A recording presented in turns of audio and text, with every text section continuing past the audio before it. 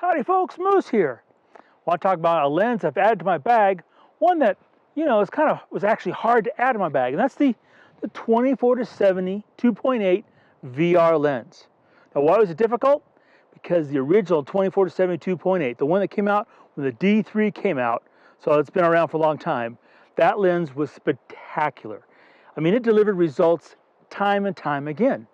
So why might you want to upgrade to the 24-70 2.8 VR? If you are upgrading, the only reason I could give you is that you need the VR capability of the lens. If there's any other reason, okay, other than that, I personally wouldn't recommend to you upgrading to the VR version. Now, if you don't have the 24-70 2.8 lens, two things. One, you don't know what you're missing on. Two, start off with this one. Yes, I think it's better. Is it better enough to sell the old one and buy the new one like I did? Only if you need that VR. And I kind of thought I needed the VR for the work I'm doing with my air-to-air subjects. Now, because it has that VR motor, it is physically heavier. It's physically bigger, longer, and bigger around. It's 82 mil front element. So that motor, to make it all work in there, they had to make the lens a little bit bigger. At the same time, they did a little extra, you could say, internal beefing up. It could take a little bit more abuse. Don't know about you, but personally, twice my original 24-70 2.8, as it was on my side of my hip on a strap, it went and got pinged right about in here on the zoom ring. And so it would snag. I had to go in and had it rebuilt twice, okay? So this isn't supposed to have that same issue. So that VR, that beefed up ability, okay, makes it a little bit heavier.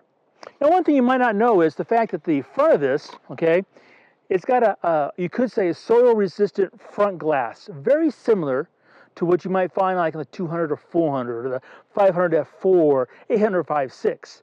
So you don't necessarily need a filter. Why do I have a filter? Well, doing air-to-air work and work around aircraft, there's always oil. There's always oil, and it hits the front. So I don't have to sit there and clean off that front, especially if I'm in a hurry to go shooting. I want to be able to take that filter off, clean it, and keep on going. Now the shade is improved. One, it's not as deep. It didn't need to be as deep as it was before. And two, it goes on, it stays on, okay? Which is really nice. It has a lock. It is on there. I like that ability, okay? Now, when it comes to the fact it has VR, talk about that for briefly. There's the VR, it's off, normal, and active. So all the time I'm using this, it's going to be in normal, except when I personally am not on a stable platform, such as in an aircraft or on a boat, where I'm personally moving, I'm going to put this to active. The rest of the time, tripod or hand holding, I have it in normal. The other thing about this lens that I really kind of like is the fact that, it's got this polycarbonate on here. And the reason why I like it is because it cleans so easily. I tend to get, working with aircraft, oil, even though I'm very careful to keep my hands clean. And I get it on here sometimes and it cleans off really nice and easy. Didn't have that with the other one.